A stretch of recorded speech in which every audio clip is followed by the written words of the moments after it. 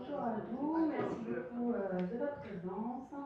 Je me présente, je suis Gaëlle, directrice ici du Passage Sainte-Croix. On est très heureux d'accueillir Joseph Dunn pour cette conférence. Et je remercie les deux associations avec lesquelles nous sommes en partenariat pour l'organisation de cet événement, qui est l'association Nola Zola Nana, et Bretagne Acadie Louisiane. Merci beaucoup à vous d'avoir organisé tout ça. Je vais laisser la parole à Bruno pour qu'il nous parle un petit peu plus de son association. Et j'ai un petit mot sur le passage. Le passage, c'est un lieu qui est ouvert toute l'année, du mardi au samedi, avec nos expositions et de nombreuses conférences, rencontres, concerts.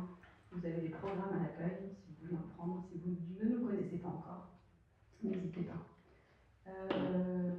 Et donc l'événement est organisé grâce à Nantes Métropole qui soutient tout l'événement autour du dîner. Voilà. Merci.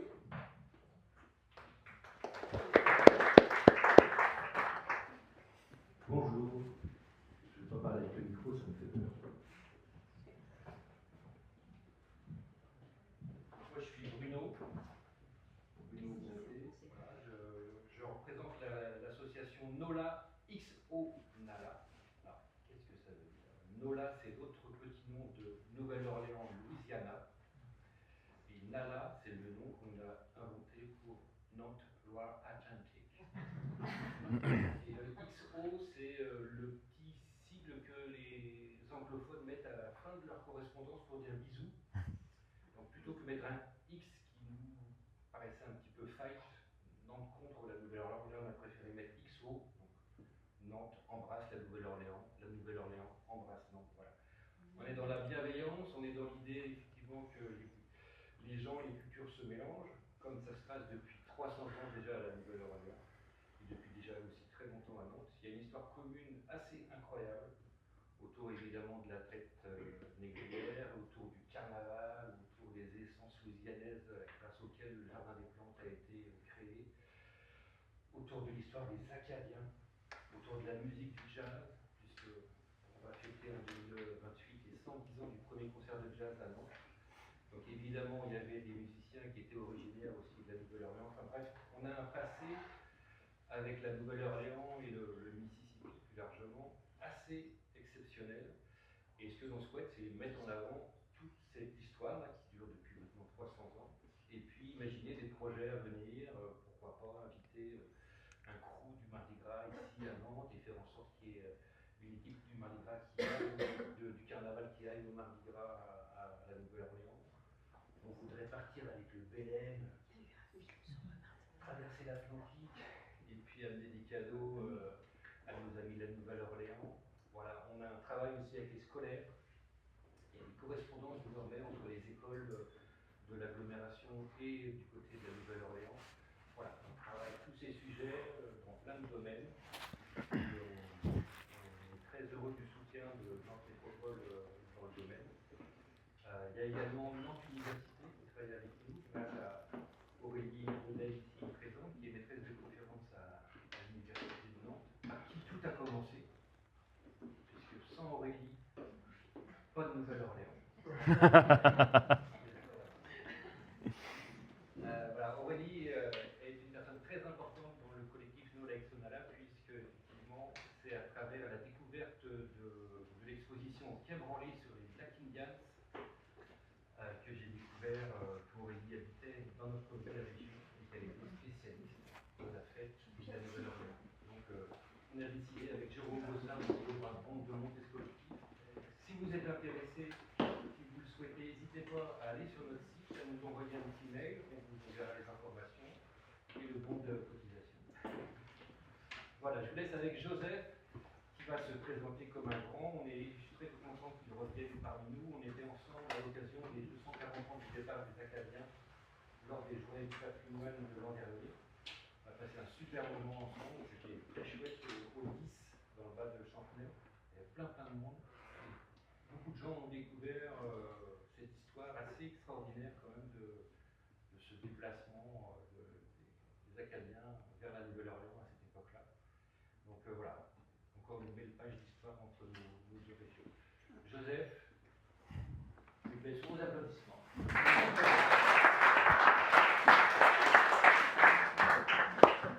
Je suis habitué à parler très fort. Est-ce que vous m'entendez?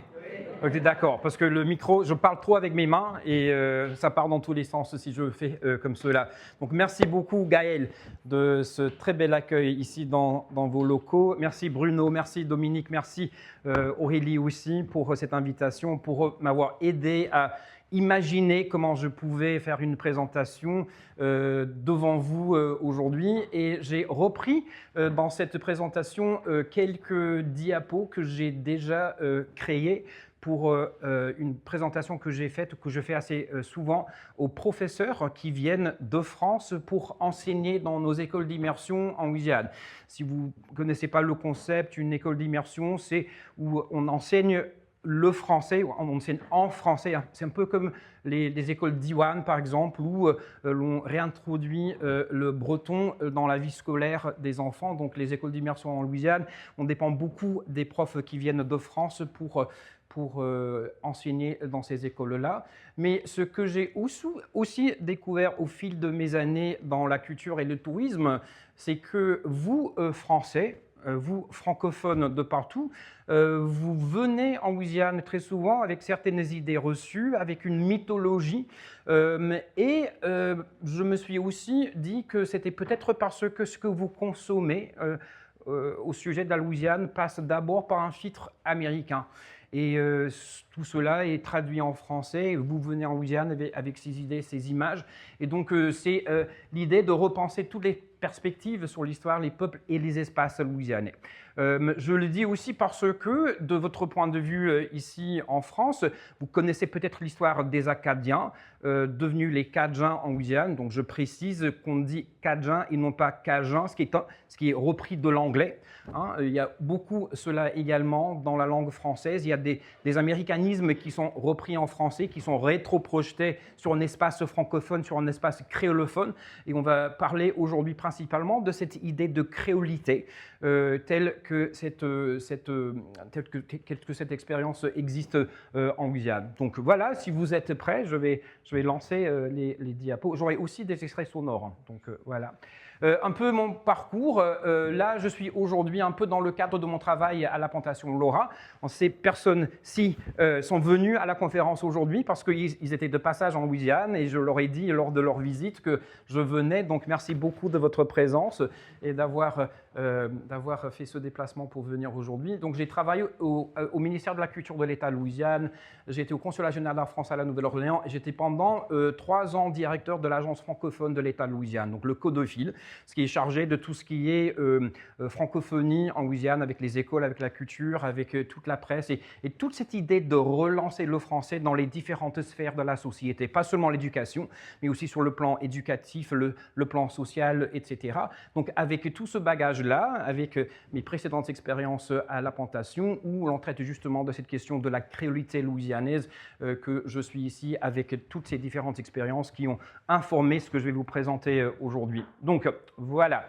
Il faut toujours penser à un espace colonial comme un carrefour de peuples. Donc la Louisiane, l'État aujourd'hui, ne représente pas du tout le territoire qui était la Louisiane vendue par Napoléon en 1803. Donc il y a des autochtones. D'abord, évidemment, il y a des Canadiens, Français, des Européens et beaucoup d'Africains. Et nous allons voir cela au cours de cette présentation parce que par moment, au XVIIIe siècle, le nombre d'Africains dans la colonie dépassait largement le nombre de Blancs. Voilà, on continue. Toutes ces différentes perceptions et perspectives, donc il y a l'histoire américaine versus l'histoire louisianaise. Donc quand il y a un changement de langue, il y a forcément un changement d'identité. Et avec l'assimilation qui nous a été imposée par les Américains à partir de 1921, toutes les identités louisianaises ont changé. On n'a plus les mêmes repères vis-à-vis de l'espace, vis-à-vis de l'histoire, etc. La même chose est arrivée en Louisiane avec les langues d'héritage, qu'on appelle langue minoritaire ou langue régionale ailleurs, de ce qui s'est passé ici avec le breton, le gallo. Je salue Vassili pour son excellent travail sur ces langues-là ici en Bretagne. l'État de la Louisiane, donc l'État administratif, a imposé l'anglais à partir de 1921 et c'est comme ça qu'on a perdu notre français. C'est justement ces écoles d'immersion qui essaient de relancer la langue dans l'espace scolaire. Et en revenant à la question de ce que vous percevez depuis votre regard ici, et l'histoire louisianaise, si l'on parle de l'histoire africaine, de l'histoire noire, votre perception de tout cela passe presque uniquement par un filtre américain. Donc, par exemple, je vais vous citer des noms.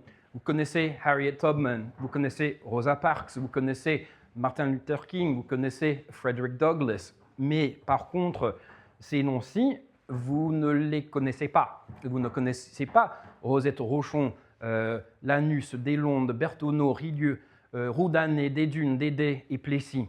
Ces noms-là, vous êtes complètement infamiliers, mais ce sont ces personnes-là qui ont vraiment formé l'un des premiers mouvements pour les droits civiques aux États-Unis, mais ce sont des Afro-créoles et non pas des Afro-américains. Donc, il faut toujours faire le part entre ces deux identités, parce que dans le contexte historique, nous allons voir cela là tout de suite, dans le contexte historique, nous avons en Louisiane franco-créolophone, parce qu'il y a les deux, des blancs, des gens de couleur libre, donc ce sont des afrodescendants qui ne sont pas esclavisés, et des personnes esclavisées également.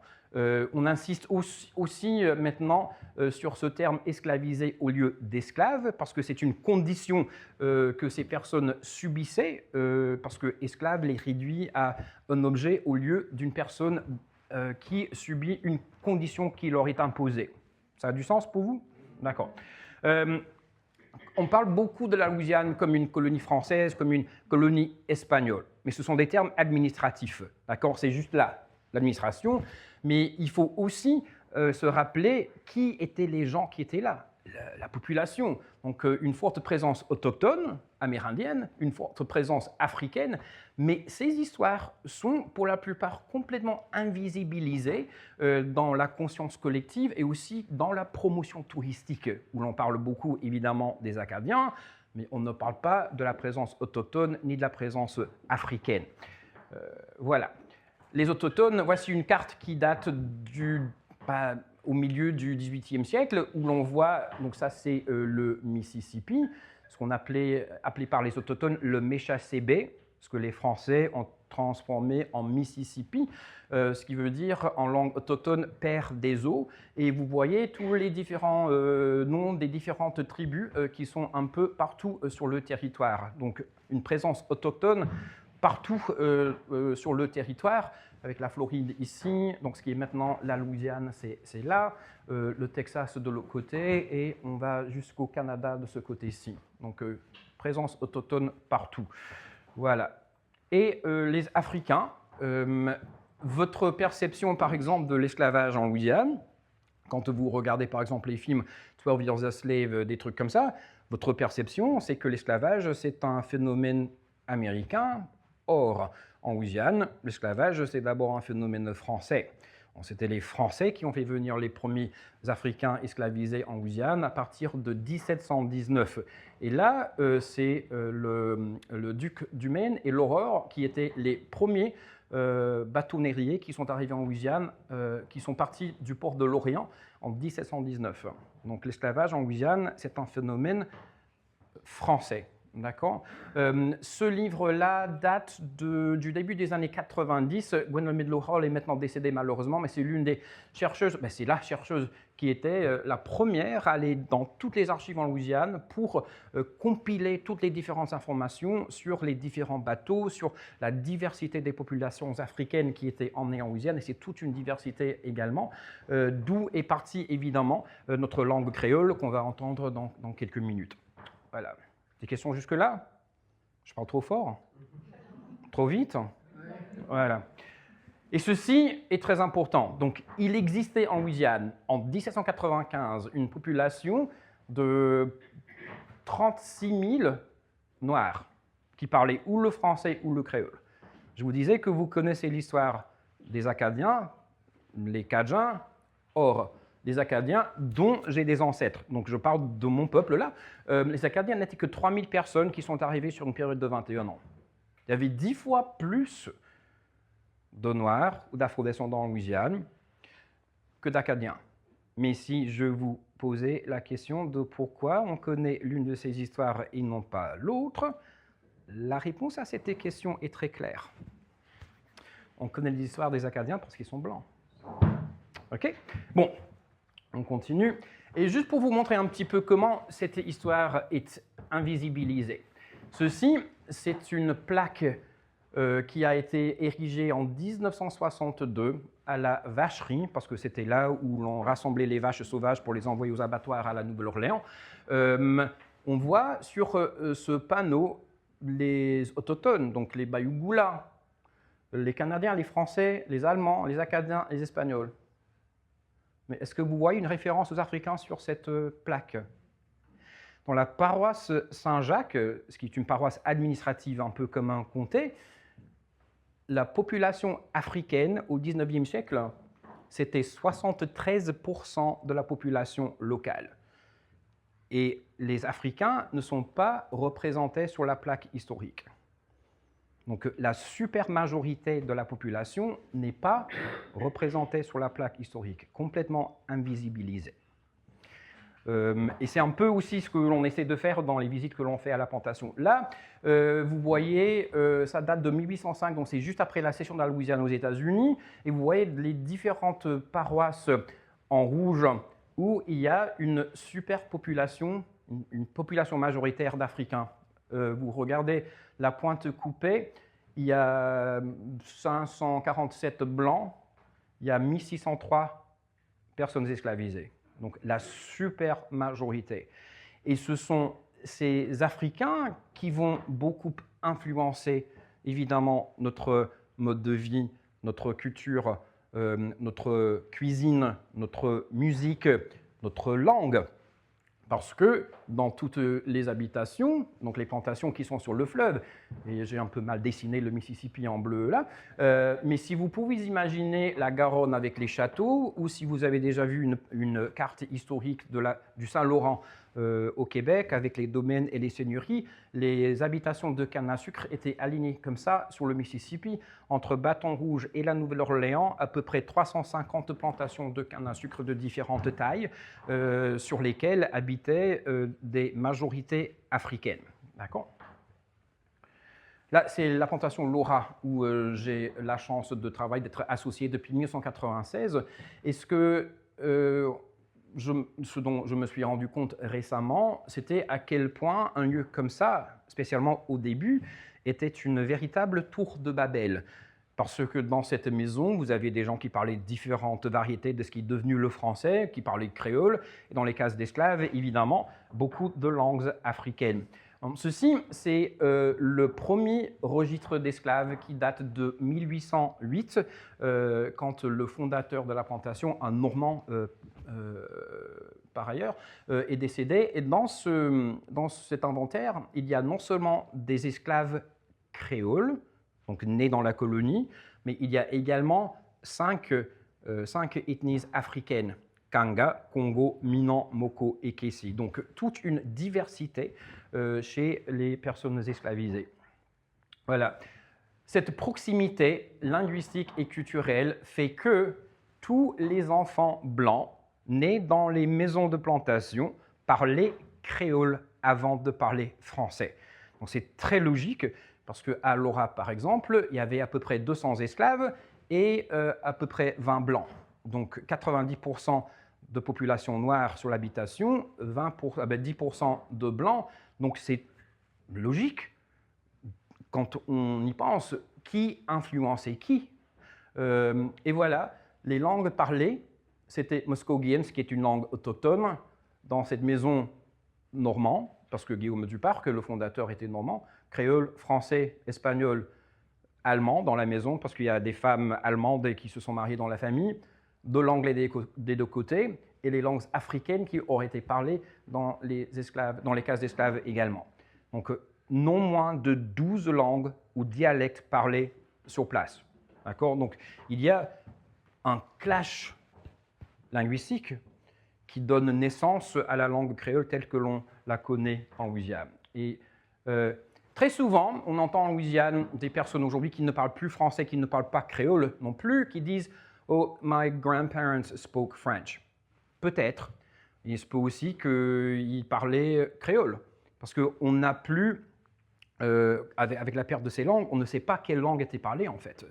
Et je vais vous juste donner quelques idées de comment cela se dessine. En anglais, on dit « What's your name ?» évidemment. En français, on dit « Comment tu t'appelles ?» mais en créole, « Comment t'appelles toi-même ?» Comment t'appelles toi? Ok. Comment t'appelles? How are you? Comment ça va? Comment t'es? How old are you? Quel âge as-tu? T'as quel âge? Quel âge t'as gain? Donc, du moment où l'on entend en Louisiane quelqu'un dire gain pour avoir, tout de suite on sait que c'est du créole. Donc, c'est ça le code et l'indice. Il y a beaucoup de travail qui est fait aujourd'hui sur le créole et ce travail est repris par des gens qui ont 35 ans et moins, qui redécouvrent cette histoire et une nouvelle orthographe pour le créole louisianais a été développée il y a 10 ans à peu près, qui prend de l'essor sur les réseaux sociaux. Donc maintenant, la quasi-totalité de ce qui est de la langue créole existe en ligne. Donc ce sont des communautés virtuelles de gens qui sont dispersés un peu partout, de descendance louisianaise ou pas, qui reprennent cette langue. Et nous avons fait à l'ORA, il y a quelques années, un projet avec le gouvernement du Québec pour créer quelques panneaux. Donc on a 5 panneaux qui traitent de différents sujets, dont la langue. Donc, et ça, c'est écrit avec la nouvelle orthographe du créole louisianais. Si on lit à voix haute, on peut facilement comprendre. Qui veut essayer? Vassili. Tu ne savais pas que c'était interactif. Mais comme tu es là, tu peux essayer. Dans variété linguistique à base lexicale français, parlé dans la Louisiane, créole la Louisiane, c'est celui-là qui s'est pli sans danger. Il n'a pas beaucoup de locutaires, monolingues, qui reste et il est manien parler, c'est beaucoup influencé par d'autres langages, en particulier l'anglais. Voilà. Donc, mania, c'est manière. Mania, c'est manière. Même s'il était né dans la communauté moun esclave dans le XVIIIe siècle, le créole à Louisiane, c'est encore parlé par locuteurs. Tous les ethnies et qui identifient les mêmes créoles, Cajun, Français, la Louisiane, etc. Depuis une quinzaine d'années, plusieurs initiatives apparaissent pour soutenir l'apprentissage et transmission créole à Louisiane, appelée aussi de Kurivini. Donc, Kurivini, c'est aussi l'une des appellations du créole louisianais parce que dans les verbes, on n'a pas allé. Mot couri, ça veut dire je suis allé. Mot vini, j'arrive ou je viens. Mais mot courir en français, c'est pas le même mot en créole parce qu'on va galoper. Donc galoper, c'est pas le même que courir. Courir, c'est aller. Galoper, c'est courir. Donc il y a des petits codes à savoir. Cette histoire-là est très intéressante parce que ce roman, qui date de 1881, a été écrit par un certain Alfred Mercier. Alfred Mercier, c'est un Louisianais qui, à l'âge de 12 ans, sera envoyé en France à Louis le Grand pour faire ses études. Et avant d'arriver en France, il ne parlait pas français. Il n'était pas les juges créoles.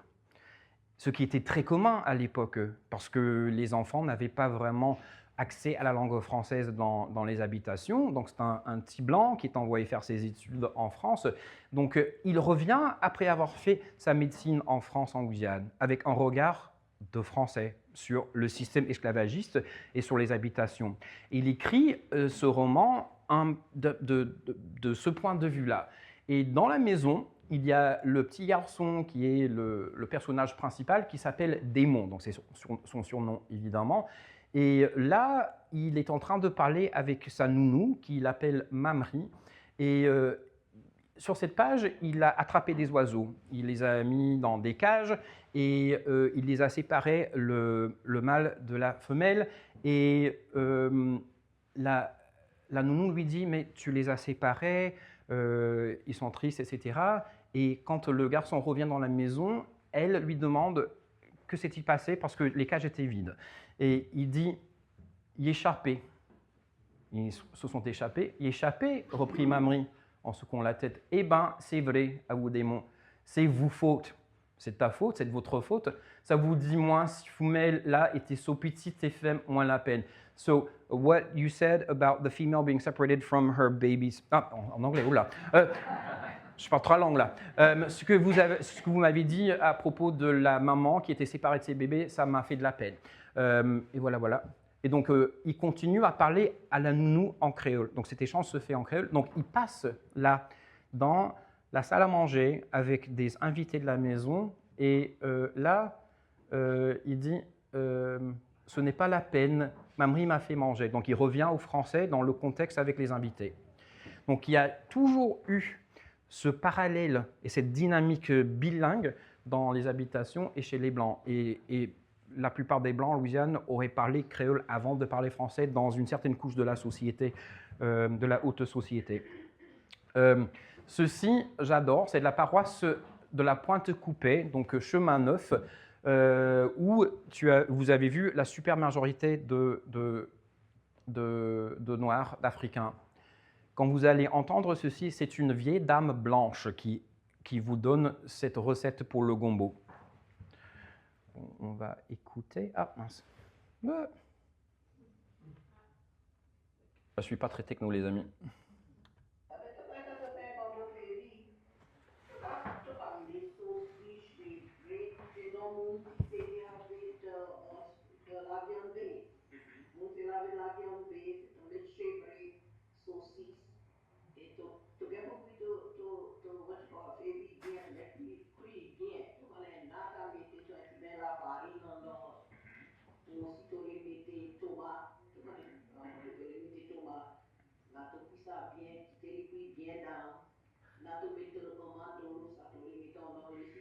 Mais vous cuisez gombo féli avant, vous mettez de l'eau.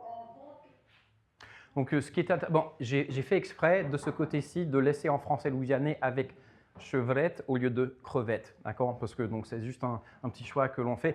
Et très souvent, pour nous qui travaillons dans ce domaine, quand on fait des traductions, on essaie de faire les traductions pour qu'elles soient accessibles à un public international, mais en respectant certains usages louisianais pour maintenir cette texture linguistique. Donc, quand je fais des traductions pour le tourisme, je fais toujours ça avec un petit glossaire à la fin pour que les gens puissent bien comprendre. Et là, ça continue de ce côté.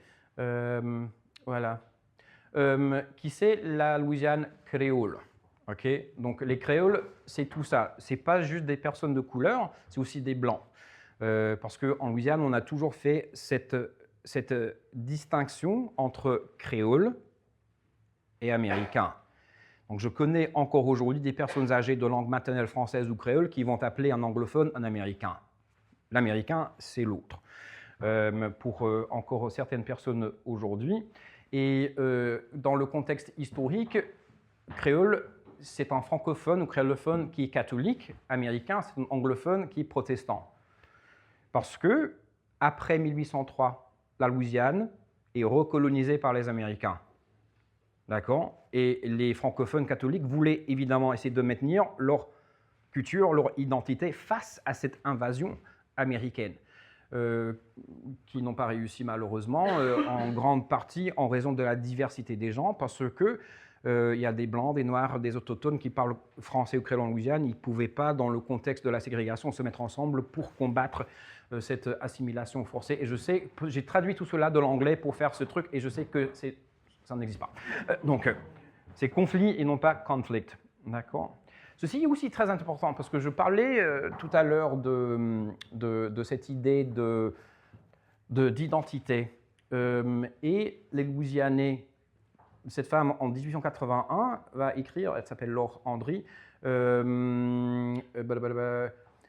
l'introduction d'une langue étrangère.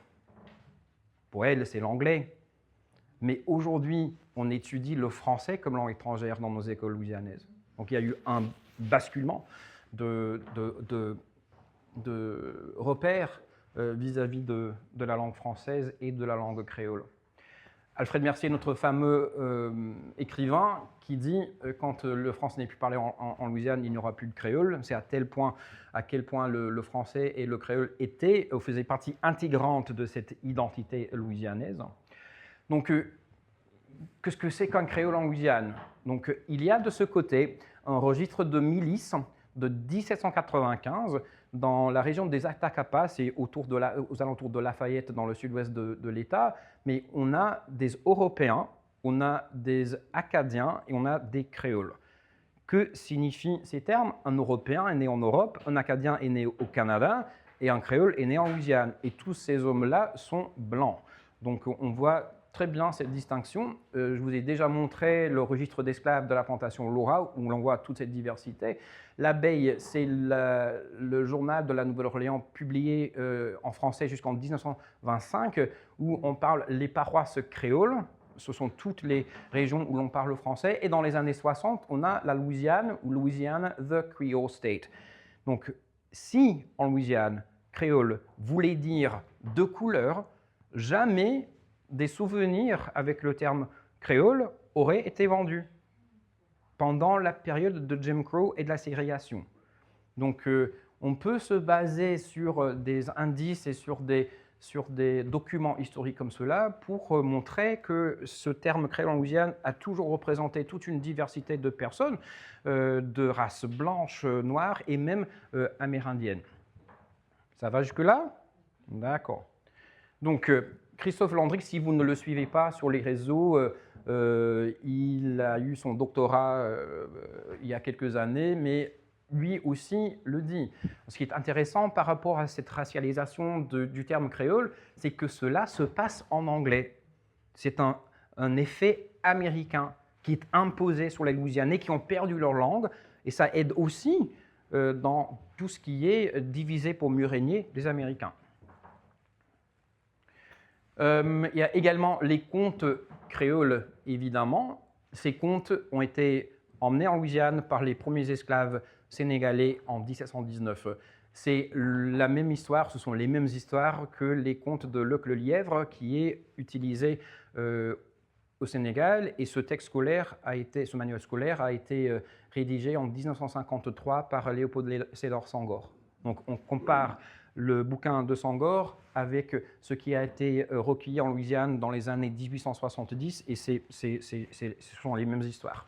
Et donc, juste pour encore vous faire entendre un petit peu, il faut que je revienne sur ceci. Donc, on peut... Il était un gros gain qui tapait dormir en son pêchoir. Et tous autres gains, il met sur la tête sous son aile pour capable de dormir. Tous les soirs, quand la fête était gardée. Et donc ces histoires-là étaient connues dans le sens folklorique tout partout en Louisiane, mais ce qui est intéressant, quand je parle encore d'invisibilisation, c'est que ces histoires qui viennent directement d'Afrique sont étiquetées dans le curriculum louisianais comme des contes cajuns, ce qui les blanchit. Parce que s'il fallait parler de ces contes comme d'origine africaine, il faudrait dans les écoles louisianaises ou américaines parler de l'esclavage, ce qui devient de plus en plus difficile aux États-Unis, étant donné le courant politique et culturel qui essaie d'effacer toute référence à la diversité, équité, inclusion, etc. Donc, quand je parle de tout cela, je parle de choses qui risquent de disparaître de notre conscience commune et aussi de notre connaissance vis-à-vis de la diversité de notre histoire. Voilà, donc je reviens à... Et si vous voulez écouter davantage cela, vous allez sur YouTube et vous cherchez Vacherie Creole French, donc il y a 7 ou 8 vidéos, je crois, où il raconte. Je reviens. Où étais-je? Excusez-moi, je ne suis pas très techno, je vous l'ai déjà dit. Voilà. Ah, ceci est aussi très intéressant, c'est la musique. Donc votre idée de la musique afro-américaine, ce sont ce qu'on appelle les Negro spirituals, donc le gospel, ce qui parle de Jésus, ce qui parle des esclaves qui sont dans les champs, qui attendent que Jésus vienne les secourir. Or, en 1867, un musicologue est descendu, est allé un peu partout dans le sud des États-Unis pour recueillir les chansons des anciens esclaves. Et il y en a 6 qui ont été recueillis en Louisiane. Et en créole, ça donne l'effet complètement contraire. Parce que ces chants en créole sont des chants de résistance. Donc, il y a un bal et les femmes esclavisées sont dans la chambre de la maîtresse en train d'essayer ses chapeaux et ses robes. On n'entend pas du tout ça dans ce genre de chant en anglais. Pas du tout. Ce sont des chansons d'amour aussi, parce que donc, elle a été vendue, elle m'a quitté, etc. Elle est sortie avec un autre garçon qui joue son banjo et qui l'a séduit. Mais ce n'est pas du tout la même chose avec les chansons en anglais, chantées par les afro-descendants, qui portent encore une fois plus sur le côté religieux. Voilà. Et si vous scannez ces codes QR, ça peut vous balancer sur certaines musiques également. Bruno a parlé du jazz. Est-ce que vous saviez que le jazz n'est pas forcément né en anglais, mais en langue créole? Probablement pas. Même en Louisiane, on l'oublie. On ne sait pas que les premiers chanteurs de la musique jazz, les premières paroles, c'était pas en anglais, c'était en créole. D'accord? Et en voici un exemple. Est-ce que ça vous dérange d'écouter toute la chanson? D'accord. Voilà, vous allez, je crois, beaucoup aimer. Et cette chanteuse s'appelle Lizzie Miles. Elle est incroyable.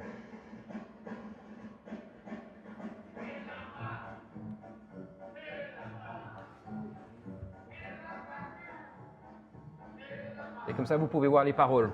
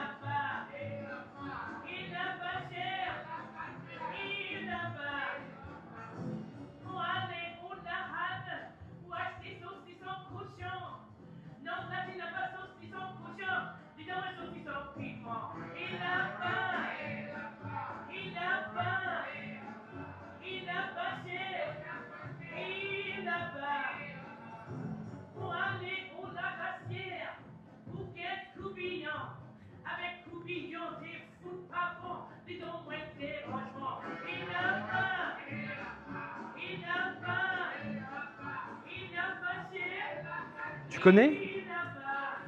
Jérôme l'a joué, au passement vendredi. Ah ouais, moi j'adore.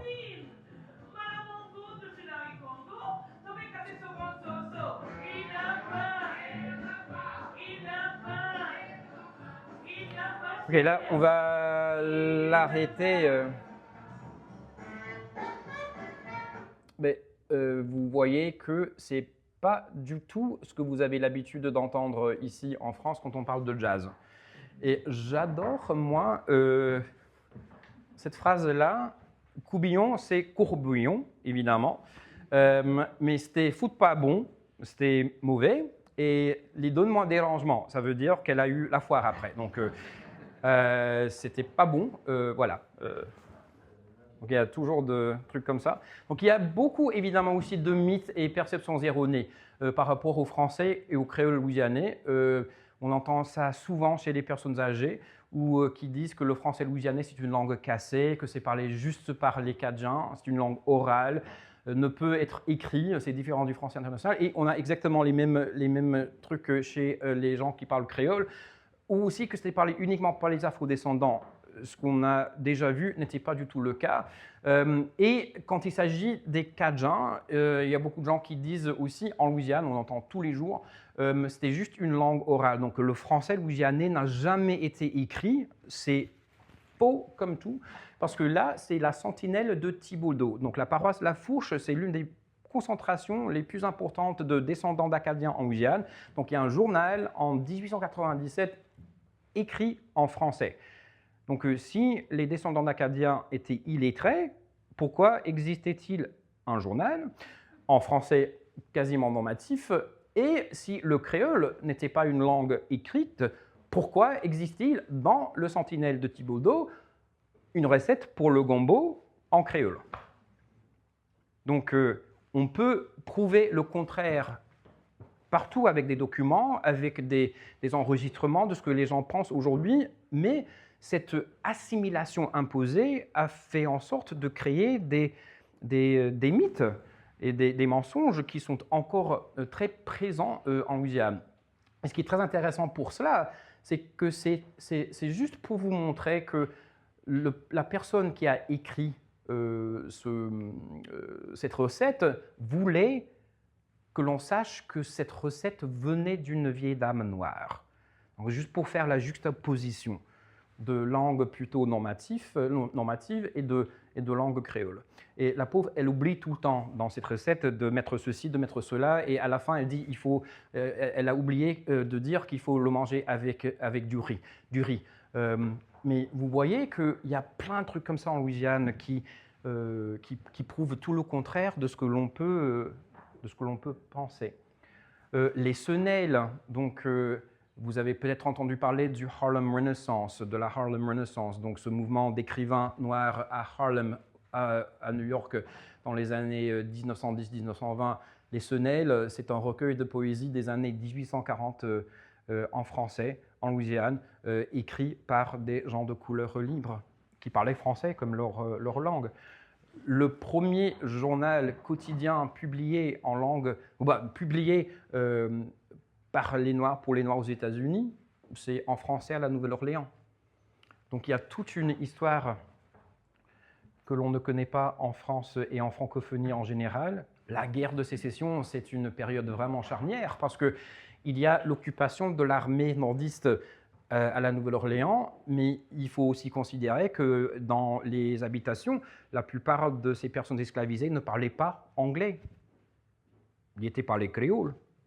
Et dans la guerre de sécession, il y a le corps d'Afrique composé de franco-créolophones, donc d'afro-descendants qui parlaient français, qui parlaient créole. Il fallait toujours que le sous-officier soit créolophone. Donc l'officier, c'est toujours un blanc. Ouais. Le sous-officier, c'est d'habitude une personne de couleur, mais qui peut communiquer avec les soldats. Voilà. Il y a ça sur la tribune. Et moi, j'ai présenté justement à une conférence que Corélie a organisée à Bordeaux en 2023, justement un article sur ce que c'était que cette expérience pour l'un des anciens esclaves de la plantation Laura, et de comment ces personnes ont subi non seulement une discrimination raciale, mais aussi une discrimination linguistique lorsqu'elles essayaient, à la fin de la guerre, les anciens soldats, les veuves, d'avoir des pensions en tant qu'anciens combattants. Et il y a des extraits qui sont assez prenants. Les veuves, il y a tout ce compte rendu. Cette femme, Geneviève James, ne savait pas les mots régiment et demande de pension. Et l'enquêteur lui en veut de ne pas connaître ces mots-là. Mais pourquoi est-ce qu'elle les aurait connus? Une femme qui aurait passé toute sa vie en train de couper la canne à sucre, qui n'aurait jamais entendu ces mots-là. Et le fait qu'elle n'ait pas pu défendre sa position en anglais lui a coûté sa pension de veuve. Donc il y a toute une recherche à faire là-dessus dans les archives des États-Unis. Voilà. Les écoles en Louisiane ont été ségrégées jusque dans les années 1960. D'accord? Moi, j'ai commencé l'école élémentaire en 1977 et je suis la première génération de ma famille à commencer l'école dans une salle de classe avec des enfants d'autres couleurs. Le premier. Donc c'est hier, ça. C'est pas loin. Il y avait des écoles pour les Blancs, pour les Noirs, pour les Amérindiens, beaucoup plus tard. Et en 1921, nouvelle constitution de l'État qui va imposer l'anglais comme seule et unique langue de scolarisation. Donc c'est les lois Jules Ferry, version louisianaise. Voilà. Et il y a des conséquences dont on a déjà parlé. La langue française est réétiquetée langue étrangère. Il y a une reprogrammation en anglais pour américaniser les populations. Un décalage relationnel vis-à-vis du français, avec toutes ces différentes idées qui continuent d'être répétées. Qui parle français ou créole en Louisiane aujourd'hui? Pour le français, c'est moins de 100 000 maintenant, et ce sont plutôt les personnes âgées. Pour le créole, c'est bien moins de 10 000. Voilà. Et il y a une diversité, comme on a déjà dit.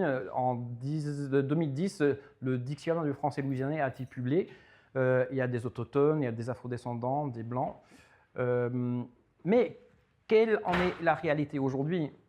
En dépit de ces chiffres, il y a des jeunes maintenant qui reprennent le flambeau de ces deux langues, qui font du contenu sur les réseaux sociaux, etc., que l'on peut trouver un peu partout. Et ce sont vraiment les réseaux sociaux qui aident maintenant non seulement à diffuser, mais aussi à créer. Tous les jeunes sont créateurs. Avec Snapchat, avec Instagram et tout ça, tout le monde est créateur. Et maintenant, on essaie de trouver des manières de promouvoir cela chez les jeunes, de les encourager à produire du contenu en français et en créole pour que cela se diffuse. Je rencontre tous les jours des gens qui viennent en Louisiane, qui suivent certains créateurs louisianais, dont Jordan Thibodeau, qui fait beaucoup de contenu de musique. Il a genre 500 000 abonnés sur ses comptes. Et voilà, si cela vous a intéressé, donc si vous voulez maintenir le contact, j'ai mes coordonnées qui sont juste là et je pense que maintenant on peut ouvrir le débat, les questions, les réponses, tout cela. Merci beaucoup de votre présence ici ce soir. J'espère que cela vous a intéressé, que cela vous a plu. Merci.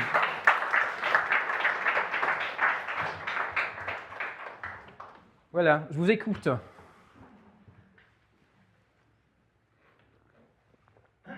J'ai tout dit?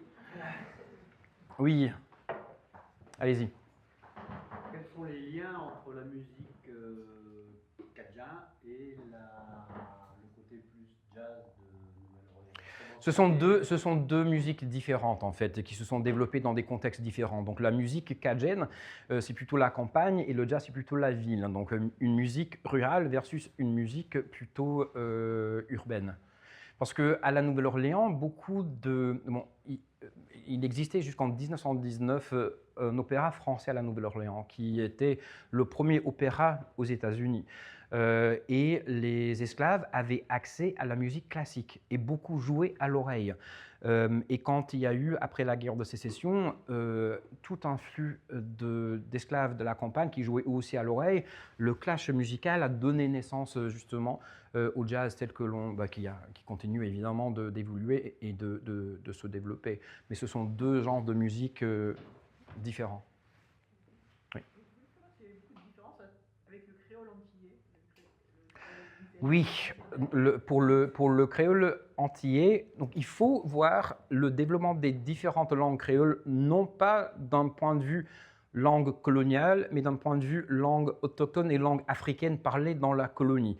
Donc c'est un peu l'inverse de ce que l'on a tendance à imaginer, parce que à différents moments de l'histoire, différents groupes linguistiques africains ont été exportés dans les colonies.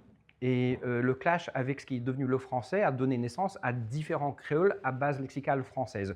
Donc nous, en Louisiane, on peut plus facilement communiquer avec les Guyanais et avec les Mauriciens qu'avec les Haïtiens ou les Martiniquais ou les Guadeloupéens. C'est juste une question de colonisation et de vagues d'esclaves.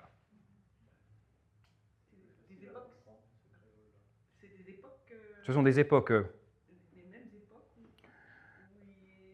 les Africains sont arrivés. Exactement, exactement, mais différentes vagues de différentes régions. Donc c'est pas juste une déportation à une fois, c'est différents groupes à différentes époques qui sont envoyés dans différentes zones. Et c'est ça qui fait la différence entre les créoles. C'est pareil avec les créoles anglais, les créoles portugais, etc. Ou les créoles hollandais, par exemple, qui sont parlés à Curaçao et à Aruba. Voilà. Le Suriname aussi. D'autres... Monsieur? À quelle époque la Louisiane est devenue américaine? Officiellement en 1803. Donc Napoléon nous a vendu aux États-Unis en 1803. Mais ce changement, c'est aussi quelque chose qu'il faut considérer parce que de votre côté, en France, le lien avec la Louisiane est coupé administrativement en 1803. Mais nous sommes restés français quand même. Donc c'était pas tout de suite, on n'est devenu pas américain tout de suite. J'ai connu des personnes âgées à la campagne il y a 30 ans qui étaient encore uniquement francophones, qui ne parlaient pas anglais.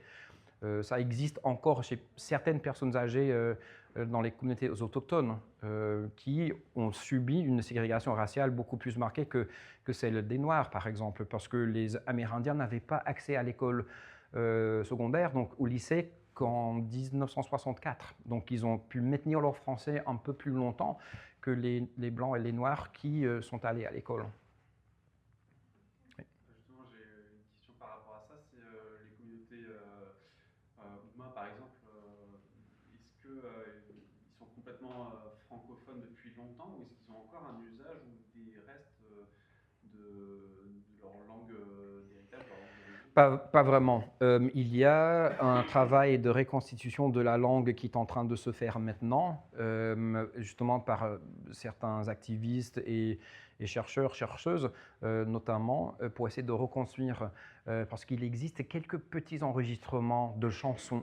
Mais si j'ai bonne mémoire, la dernière personne qui parlait assez couramment Houma est décédée à la fin des années 70, début des années 80. Houma, c'est une tribu amérindienne.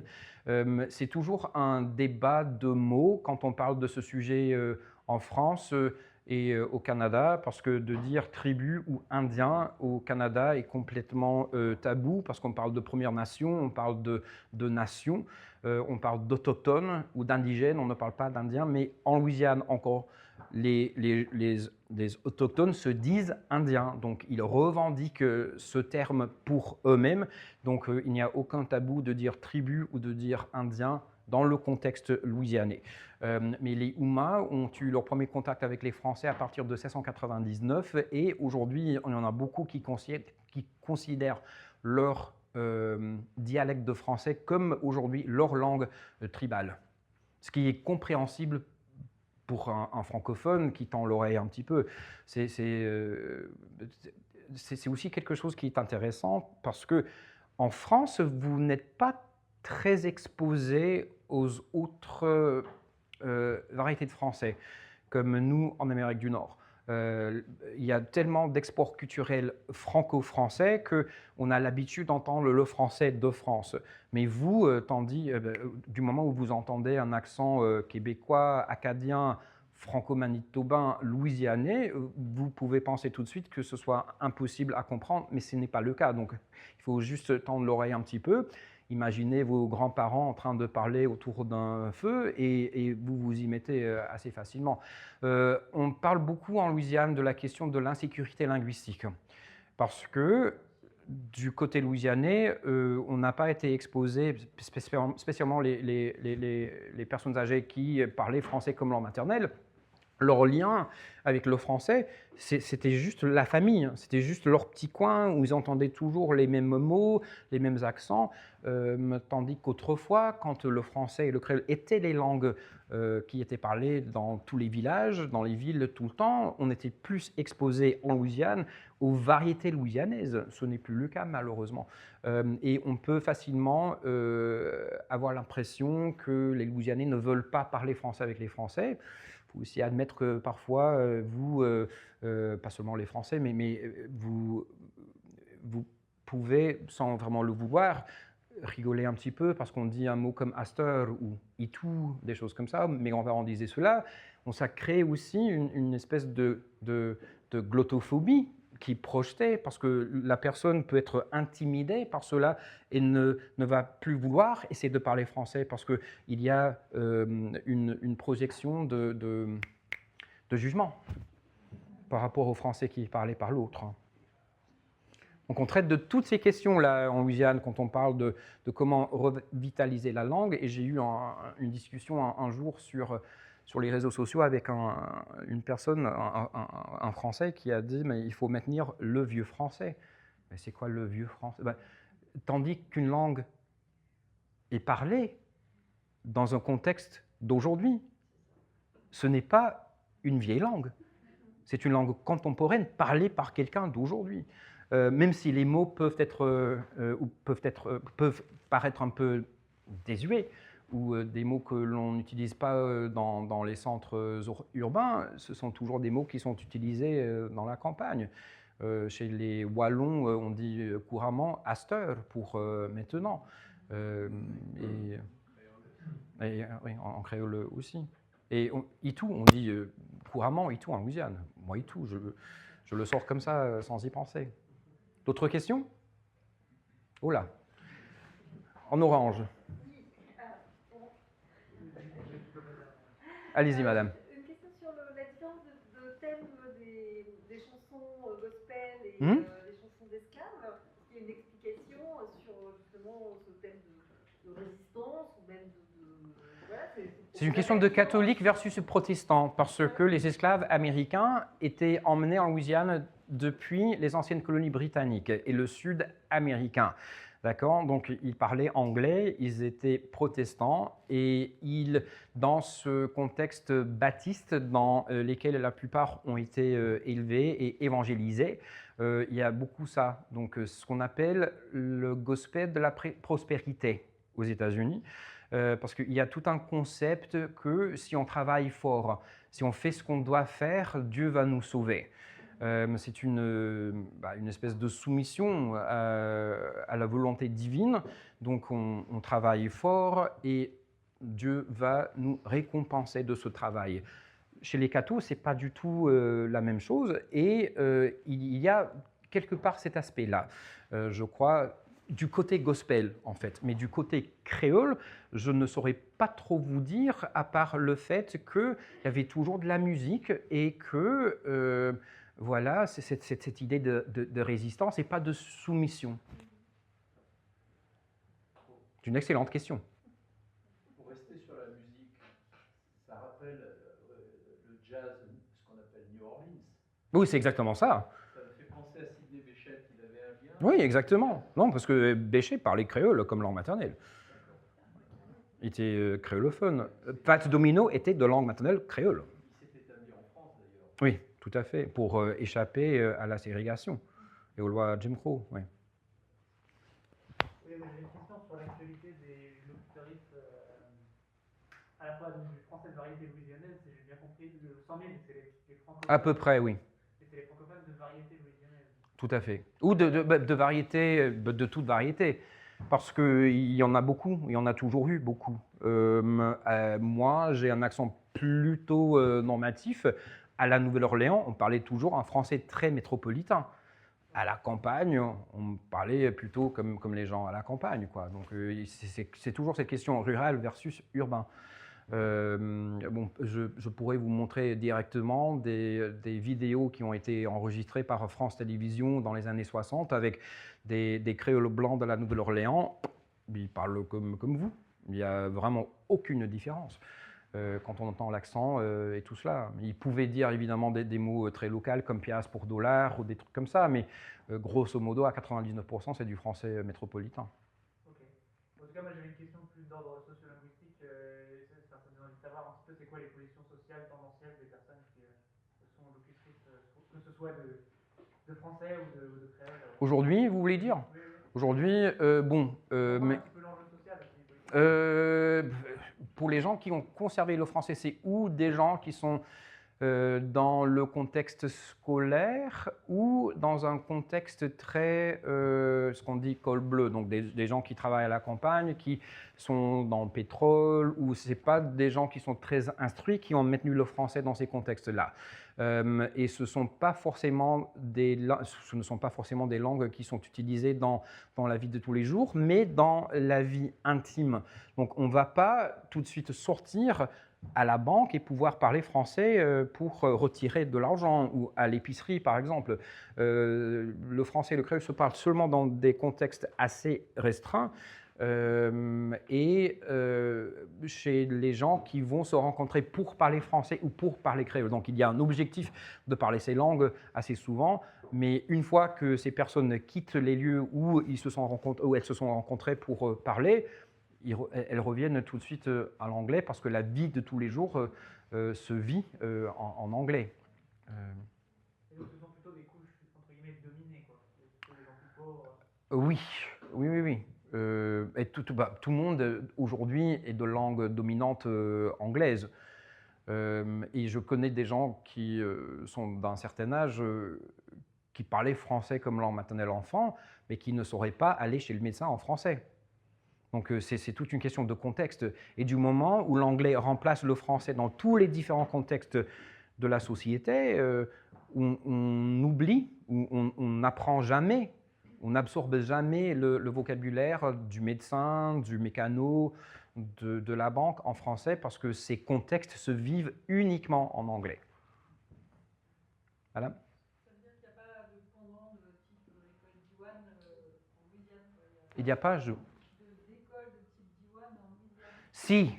Si, mais c'est un cadre scolaire et les enfants ne parlent pas français à la maison. Donc il y a 2 générations souvent entre les grands-parents qui parlent français et les petits-enfants ou arrière-petits-enfants maintenant qui vont à l'école d'immersion. Mais quand ils reviennent à la maison, il y a aussi cette question d'insécurité et de glottophobie. Parce que les enfants parlent en français plutôt normatif d'aujourd'hui. Les grands-parents vont souvent parler en français très quel est le mot que je cherche, très vernaculaire de la campagne ou ailleurs, et parfois ça rime pas. Ça veut dire que ça existe quand même un peu en français, même si c'est peu utilisé, on va dire. Exactement. Et aussi, mais il y a aussi la peur de ce qui est nouveau, en fait. Parce que si la personne âgée a toujours dit c'est un char et ce n'est pas une voiture, l'enfant arrive avec une voiture et le grand-parent ne va pas dire c'est un char. Et va revenir à l'anglais avec l'enfant pour ne pas subir un jugement linguistique. Donc il y a énormément de travail à faire pour équilibrer et pour valoriser les deux. Il y a également beaucoup de Louisianais qui ne parlent plus français, mais qui ne veulent pas que leurs enfants aillent dans des écoles d'immersion parce que ce n'est pas notre français à nous. Donc au lieu de donner la chance à l'enfant d'acquérir le français, de se réapproprier le français dans un contexte moderne, les gens vont dire non, je préfère ne pas l'avoir parce que ce n'est pas notre français à nous. Ça demande un vrai travail sociolinguistique aussi pour faire les ponts entre les deux. Cette question se pose aussi dans le sens où et beaucoup de gens qui vont dire mais on devrait avoir le français louisianais dans les écoles. Ben oui, mais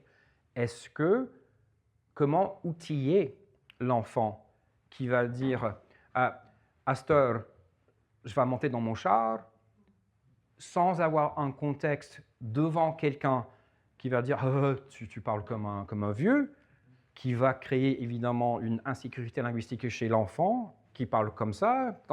Si j'étais venu ici avec un français très louisianais et j'avais mes diphtongues et m'étais parlé comme ça tout le temps, oui, vous êtes là pour entendre cela, mais dans un contexte d'entreprise, dans un contexte social, dans un contexte professionnel, qu'est-ce qu'on va dire de cette manière de parler? Il y a énormément de vidéos sur YouTube où il y a des études qui sont faites sur les gens qui viennent de régions à Paris qui masquent leur accent pour ne pas se faire ridiculiser. Donc ça s'appelle la glottophobie, hein, la glottophobie.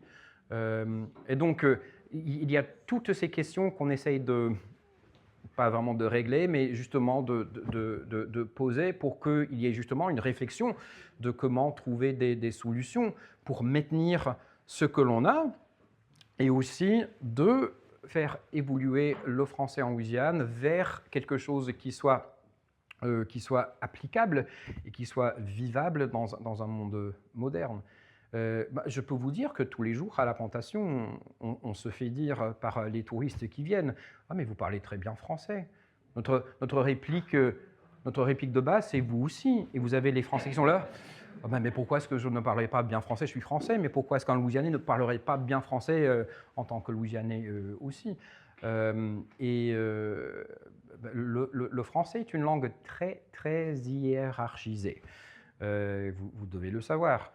Et on essaie toujours de jongler avec, avec les mots. On est à la caisse, on dit bah, c'est 5 piastres. Oh, vous dites piastres, on est au XVIIIe siècle. Ben non, mais vous êtes ici pour faire une expérience d'ici. Ouais, non, et ce n'est pas nous qui avons un accent, c'est vous, parce que c'est vous le voyageur chez nous. Donc il y a toujours ce regard avec lequel on joue dans le tourisme, dans la culture, et quand on fait des présentations, parce que le français c'est une langue à multiples faces, à multiples accents, et c'est ce qui fait vraiment la beauté de la francophonie. Ce sont toutes les textures et les patines, les R roulés, les diphtongues, tout cela, et si on écoute un petit peu, on arrive à se comprendre. C'est ça l'essentiel, et de vraiment voir la beauté de la diversité de la langue française telle qu'elle existe un peu partout. Et c'est grâce ou en raison de, ou à cause de la colonisation que toutes ces différentes variétés existent. Voilà. D'autres questions? Remarques? Oh là là. Une petite question sur, enfin, quand on parle de la franco-créolophonie, j'ai l'impression qu'on parle souvent de la moitié sud, mais est-ce que l'autre partie, le plus au nord, est-ce que c'est les mêmes contextes et les mêmes historiques socio-linguistiques? Oui, mais le nord de la Louisiane s'est américanisé beaucoup plus rapidement que le sud. On parlait français au Natchitoches, par exemple. On parlait français dans le nord de l'État, à Shreveport.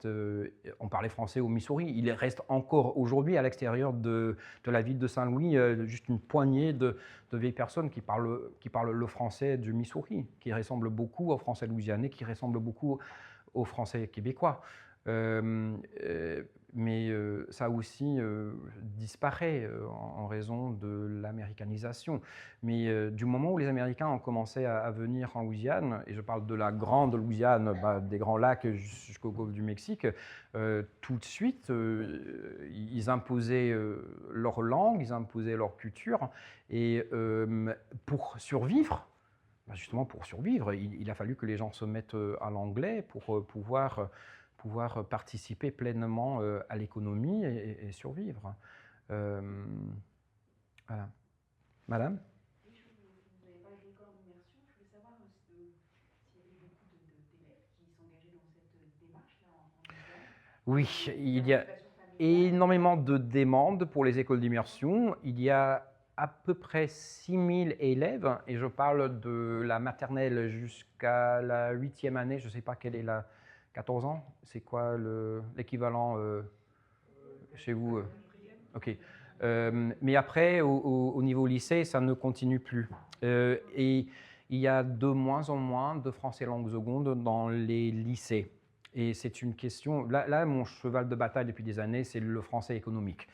Donc, s'il n'y a pas de raison de parler français, une raison économique ou professionnelle de parler français, juste dire on parle français parce que nos grands-parents parlaient français, c'est pas assez.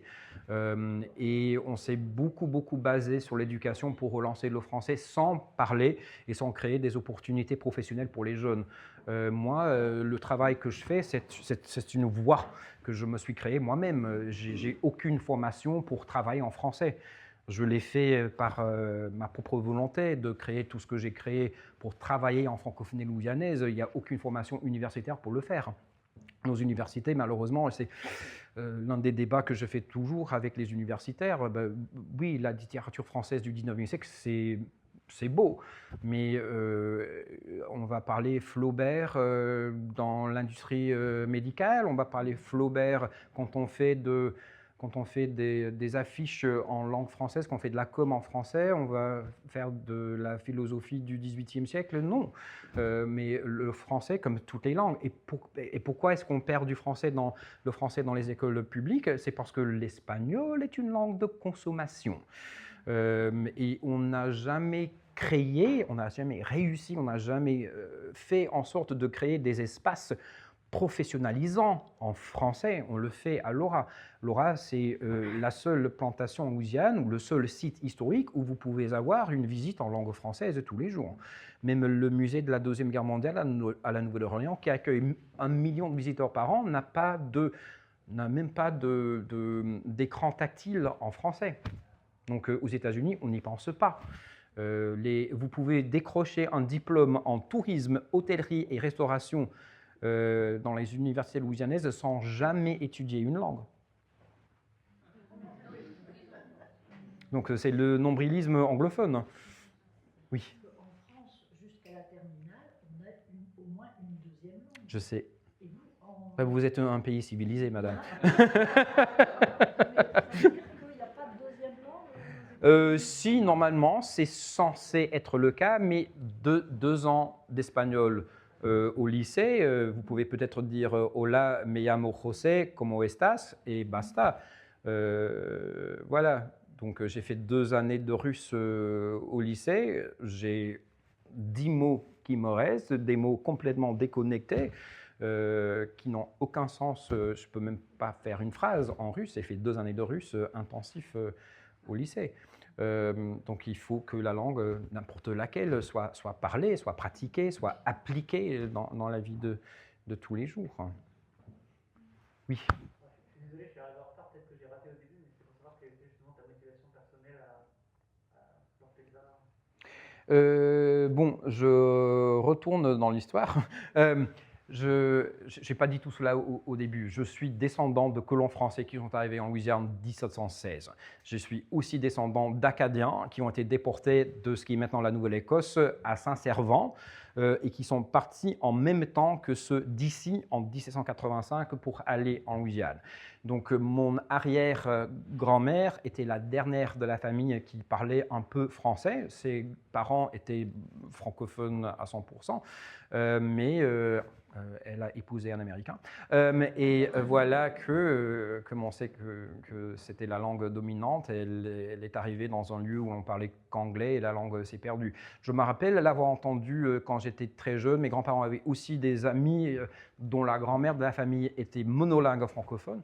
Et j'avais été exposé au français quand j'étais très jeune et ça est resté quand j'étais dans une école à l'école élémentaire, on a eu du français comme langue seconde et je m'y suis mis comme un canard à l'eau.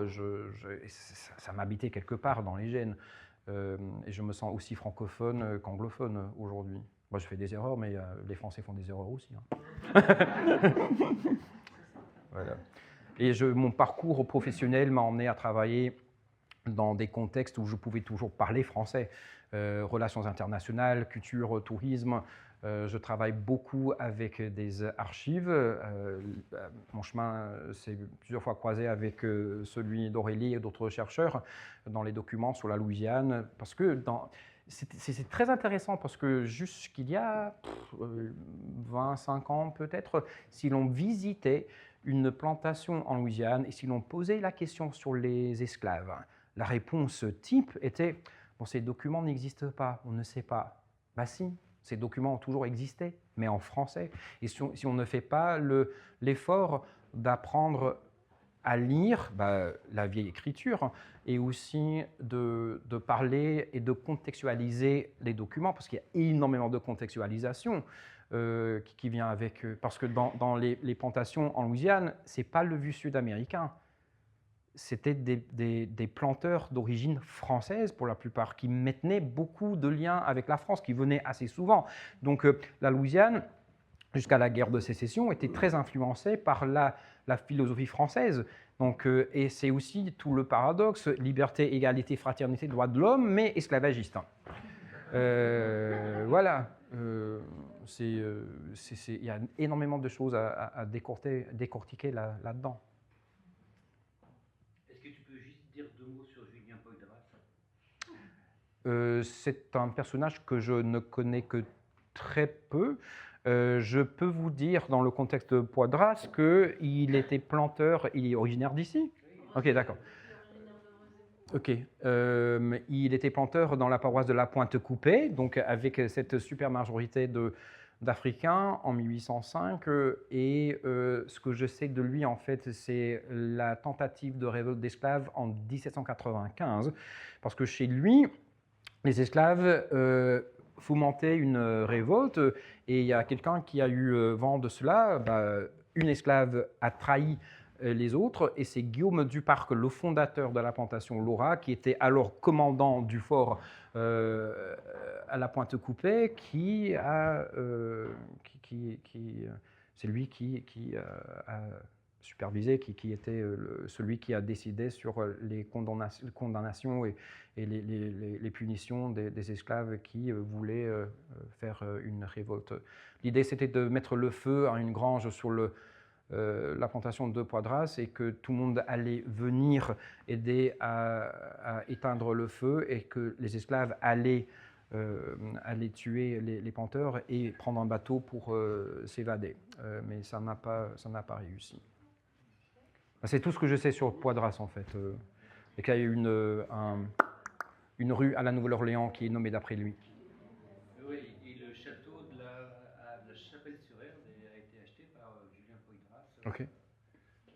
Comment il s'appelle le château? Il y a un grand château, effectivement, sur les bords de Loire, là, D'accord. qui a été acheté par Julien Poydras, qui appartient toujours à un privé. Ok. C'était après. Mais il est revenu en France. Oui, Bon, ouais. Bon, comme quoi, je le dis tout le temps, si l'esclavage en Louisiane, c'est une histoire française, il y a encore aujourd'hui beaucoup de richesses en France, beaucoup de châteaux, beaucoup de monuments qui existent en raison de cette richesse qui a été faite dans les colonies. Ce que l'on commence maintenant à reconnaître ailleurs, mais que l'on essaie d'effacer aux États-Unis maintenant. Voilà. C'est compliqué l'histoire. Madame ? Est-ce que dans les écoles d'immersion, il y a aussi beaucoup de familles d'afro-descendants? Oui. Les écoles sont ouvertes à tout le monde. Et dans certaines écoles, il y a beaucoup plus d'enfants, beaucoup plus de minorités que de blancs, dépendamment du quartier. Ouais. Et le créole, à quelle place Dans les écoles? Oui. Aucune. Ouais, malheureusement. Il y a un groupe qui travaille en fait sur cela. La difficulté, c'est qu'au ministère de l'Éducation de l'État, parce que ce n'est pas comme en France où tout est centralisé, donc chaque État a son ministère d'éducation et chaque paroisse opère indépendamment de l'autre. Donc, d'une paroisse à l'autre, vous pouvez avoir des textes scolaires différents de la paroisse avoisinante. Voilà.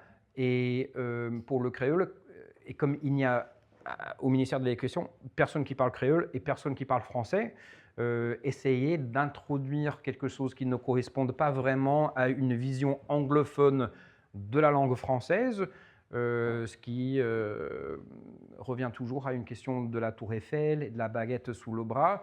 Donc, c'est pas du tout connecté à la réalité locale, malheureusement. Oui. Et est-ce qu'il y a une influence ou une participation dans la communauté francophone de francophones d'ailleurs dans le monde, et notamment, je pense, aux francophones des migrants originaires de France? Est-ce qu'ils s'ouvrent justement à la francophonie locale? Oui, parce que la plupart d'enseignants qui sont recrutés pour venir en Louisiane le font dans le cadre du programme Codophile qui est opéré par le ministère de l'Éducation nationale, donc un accord de coopération éducative entre la France et l'État de Louisiane qui nous permet de recruter des profs du MEN qui viennent travailler en Louisiane sur des visas qui sont sponsorisés par le Codophile. Donc ça, je le connais parce que j'étais directeur du Codophile.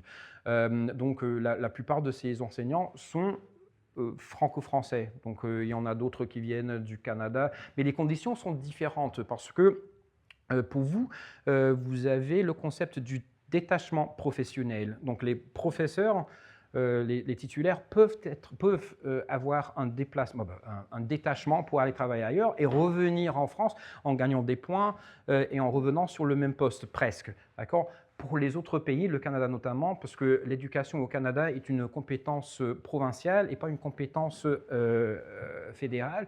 Donc les profs doivent démissionner de leur poste pour venir travailler chez nous. Et quand ils reviennent au Canada, ils ne sont pas garantis d'avoir un poste au même niveau, à la même école, etc. Donc c'est moins attractif pour les autres pays que pour la France. Mais il y en a beaucoup qui restent en fait. Il y en a beaucoup qui se marient avec des locaux.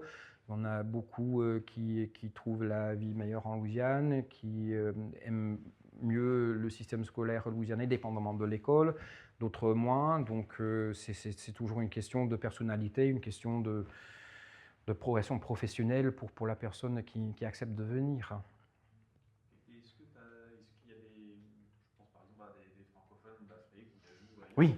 qui participent à la vie culturelle Oui, bien sûr, dans les écoles, parce qu'il y a des manifestations culturelles, des expositions, parce que ça fait partie également du visa. Donc le visa d'échange exige que le professeur partage sa culture et son pays avec les élèves. Et ce qui est très beau aussi avec les écoles d'immersion, c'est que les enfants peuvent avoir un prof d'un différent pays d'année en année. Donc ils sont exposés aux Français de France, du Canada, de Belgique, de l'Afrique, d'Haïti.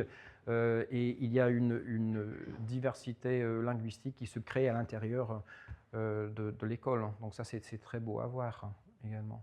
Vous aviez une autre question ? Oui, alors, c'est peut-être un petit peu potentiellement controversé, mais j'ai cru comprendre que tu disais que pour lutter ou pour résoudre le problème de la glottophobie, de la discrimination linguistique et de l'insécurité qui va avec, en gros, il fallait un petit peu trouver une sorte de francophonie acceptable. Oui. C'est pour demander si j'avais bien compris. Donc, entre guillemets, du coup, plutôt une adaptation de la part des locutoristes. Du coup, c'est pour savoir si c'est bien fait que j'ai compris. Non, mais c'est... Pourquoi ce choix ? Parce que pour moi, ça induit quand même une forme de prescriptivité là aussi. Et donc, potentiellement, d'oppression linguistique au nom de la lutte contre l'oppression linguistique. Non, mais c'est parce que je le vis. Je vois d'autres Louisianais vivre cette glottophobie qui vient des autres. Comme je donnais l'exemple, comment on fait des visites à la plantation. Par exemple, il y a des gens qui viennent dans la boutique et avec mes collègues qui ont un accent très louisianais, qui vont dire « mais vous parlez très bien français », tandis qu'il y en a certains. Il y a une jeune dame qui travaille avec nous, dont les ancêtres, dont les grands-parents sont de langue maternelle Houma, donc elle parle avec cet accent, avec ce vocabulaire. Donc elle est de langue maternelle française, mais elle subit tous les jours des remarques des visiteurs. Donc c'est pas seulement du côté de l'insécurité linguistique, c'est aussi une éducation à faire, une sensibilisation à faire pour les autres qui vont, c'est pas seulement la Louisiane où cela existe, c'est les Acadiens, les Québécois. Les Acadiens le font, les Québécois le font aux Acadiens.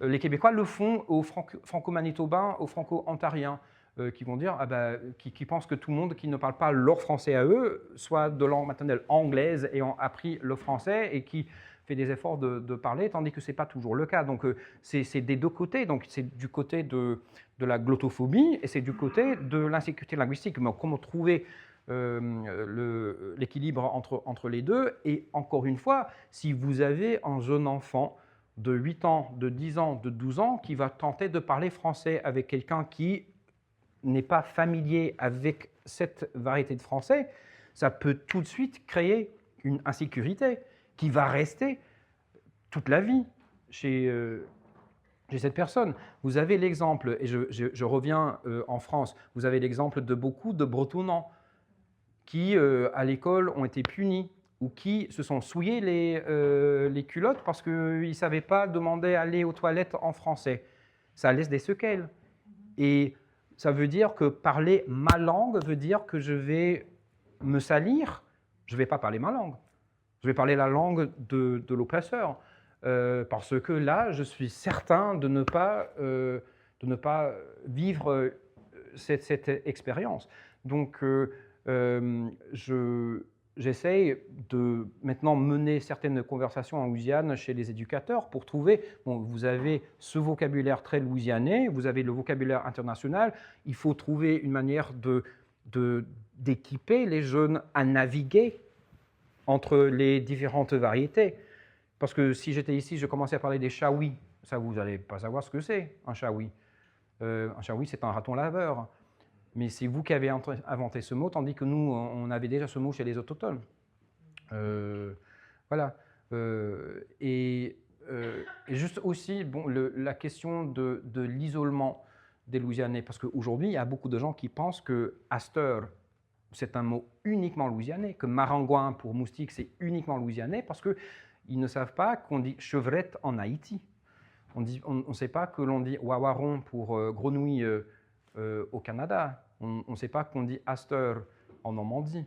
Donc cette diversité de la langue, il faut vraiment miser dessus et exposer les jeunes à tout cela, mais aussi rappeler aux gens d'aujourd'hui que le français, ce n'est pas juste une manière de parler, c'en est beaucoup, et les autres variétés sont aussi valides que les autres. Parce que pour l'anglais, on le sait. On sait qu'en Angleterre, on parle de manière différente, mais on arrive à se comprendre. Voilà. Oui. Vous avez fait référence aux esclavisés et aux gens de couleur. Je voulais savoir quelle est la différence d'histoire. La différence d'histoire entre les esclavisés et les gens de couleur libre. Donc il y a à un certain moment au XVIIIe siècle, donc il y a des Africains esclavisés qui sont libérés, émancipés par les esclaviseurs.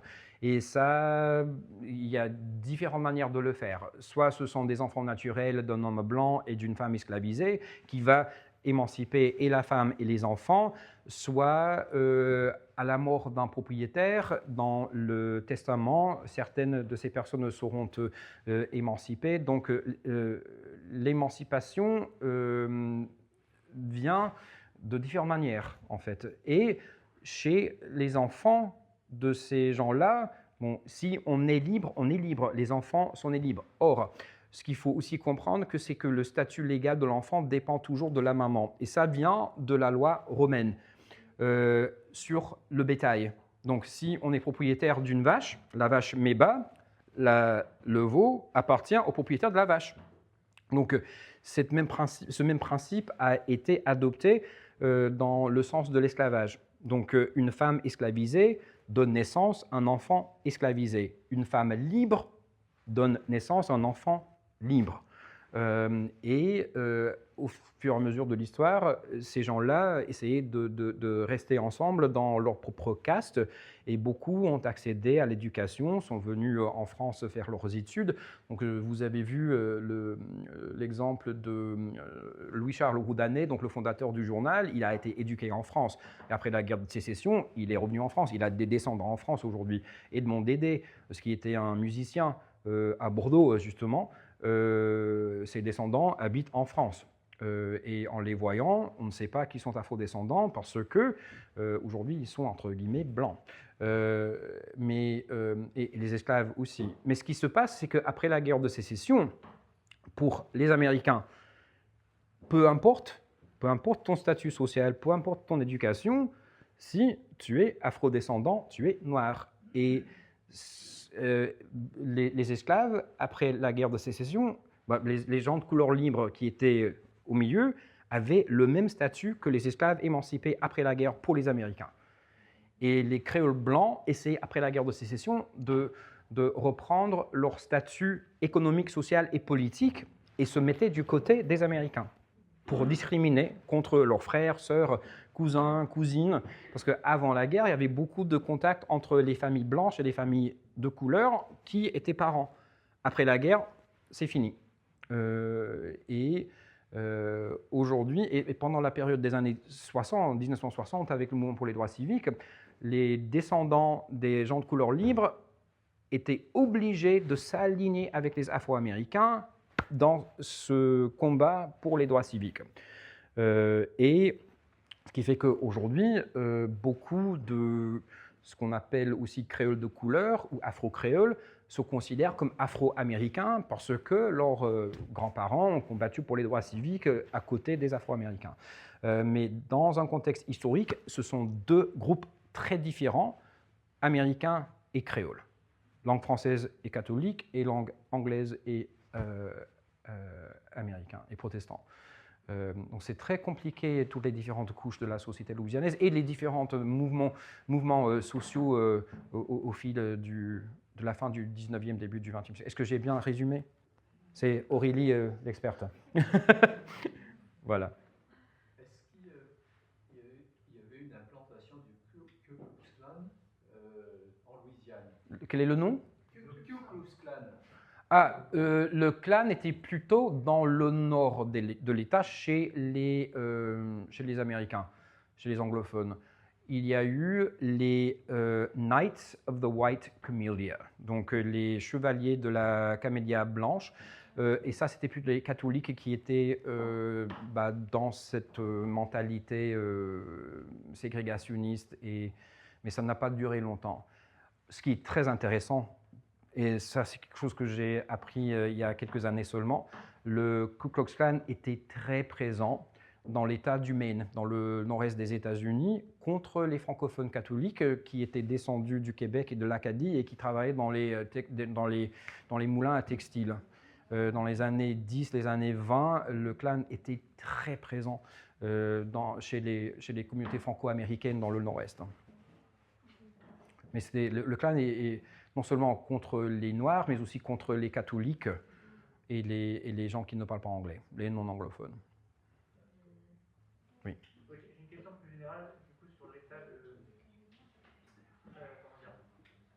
l'état à l'échelle des États-Unis, voire peut-être aussi au niveau du Canada, de la lutte contre la glottophobie, notamment du côté des anglophones, aussi des hispanophones, savoir dans quelle mesure il y a une conscience de ça qui croît. Parce qu'en France, par exemple, il y a un collectif qui s'appelle les linguistes atterrés, qui essaie un petit peu ils proposent une orthographe du français qui soit pas oppressive, des choses comme ça. Bon, en Louisiane, ce n'est pas... on commence tout juste à en parler. Et on en parle parce que nous sommes assez inspirés par nos amis en Acadie et en Saskatchewan et au Manitoba. Donc ce sont des sujets très discutés au Canada francophone hors Québec, mais dont on commence tout juste en Louisiane à prendre conscience et à discuter. Jusque-là, en Louisiane, l'effort se met principalement à 99% sur les écoles d'immersion. Donc juste l'éducation en langue française, essayer de relancer le français par ce biais-là et pas trop sur toutes les autres questions socio-linguistiques, etc. C'est juste apprendre à parler français aux enfants pour qu'ils puissent faire, on ne sait pas encore quoi, après leurs études à l'école élémentaire et au collège. Mais il y a beaucoup plus de questions. Si ça vous intéresse, je peux vous mettre en contact avec des linguistes qui étudient la question en Acadie principalement. L'Université de Moncton, il y en a beaucoup. Il y a aussi, vous pouvez le voir sur TV5 Monde en ligne, Parler mal, qui a été fait par Gabriel Robichaud, qui est très connu en Acadie comme poète, comme comédien. Il fait pas mal de trucs en Acadie. Est-ce qu'on a... On a pas fait le tour, mais bon. On a fait le tour, je crois, oui. On a fait le tour. Bon, ben, merci beaucoup à vous. Merci.